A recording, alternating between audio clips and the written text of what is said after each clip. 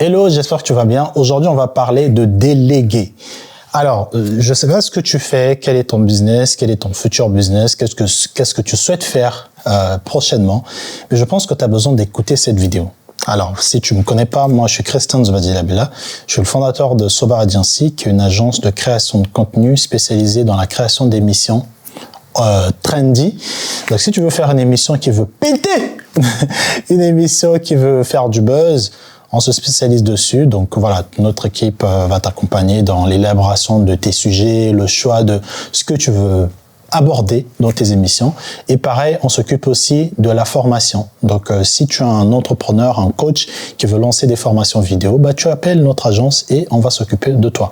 Je vais vous parler des avantages et aussi de la difficulté qu'on a en tant qu'entrepreneur de déléguer notre business, notre bébé à quelqu'un.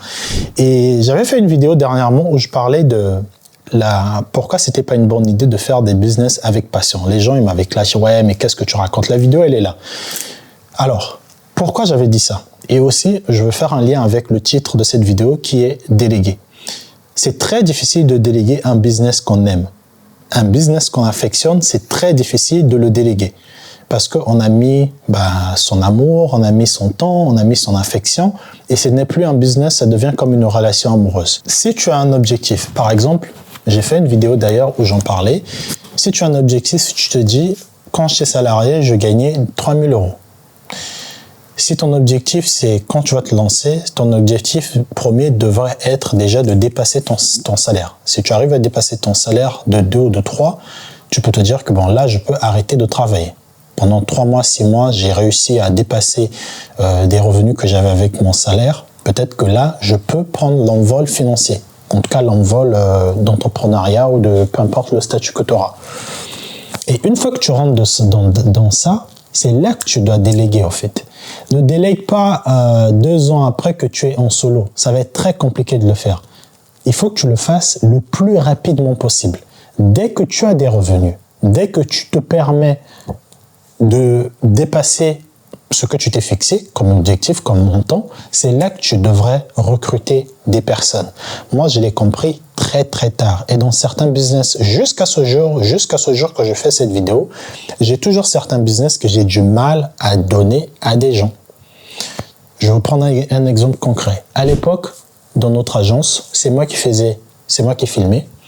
Bien que j'avais des freelances que je payais pour m'aider à filmer, mais généralement, c'est moi qui filmais, c'est moi qui rentrais, qui montais. Donc, ça veut dire que je passais moins de temps avec ma femme. Bon, même si aujourd'hui, je continue toujours à travailler sur certaines choses, mais en tout cas, avant, le montage me prenait beaucoup plus de temps parce que je me disais, ma signature, les gens, ils doivent voir que c'est moi qui ai fait ça. Je dois être fier en disant que j'ai fait tel truc et c'est moi qui l'a fait parce que derrière, on a un peu ce syndrome-là de se dire que je peux pas dire aux gens que c'est moi qui ai fait ça si c'est pas moi qui ai fait tout. Mais c'est pas comme ça que les gens fonctionnent. Vous croyez que Jeff Bezos, c'est lui qui valide vos commandes Amazon ou tout? La réussite, c'est dans le fait que tu délègues. Si tu n'arrives toujours pas à te détacher de ton business et à voir d'autres personnes le faire, sachant que, comme je disais, d'autres personnes le feront peut-être mieux que toi. Si j'ai 5 ou 10 personnes, combien je pourrais faire? C'est comme ça qu'il faut voir les choses. Et aussi, c'est de ne pas forcément se dire que pour être fier de ce que j'ai gagné, il faut que cet effort vienne de moi. C'est pour ça qu'il y a certaines personnes qui sont plus pour le travail intelligent que le travail dur. Parce que tu as beau travailler dur, mais si tu n'as pas du temps pour multiplier ce que tu fais, ça sert à rien. Et donc, travailler intelligemment, c'est de se dire que on fait, par exemple, avec nous, on vend un pack d'émissions de plusieurs épisodes, par exemple, à 3 000 euros. Si on le fait pour 10 personnes, on aura 30 000 euros.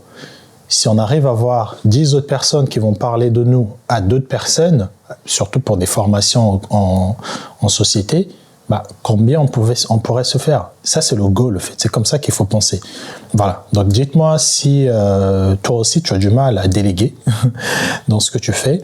Et je te recommande de le faire parce que c'est comme ça qu'il faut voir les choses si tu veux vraiment augmenter ton chiffre d'affaires. Voilà. Donc, j'attends vos commentaires. Et si tu veux voir une autre vidéo comme celle-ci, rendez-vous ici parce que cette vidéo aussi sera aussi intéressante que celle-là. Va cliquer là. Peace up.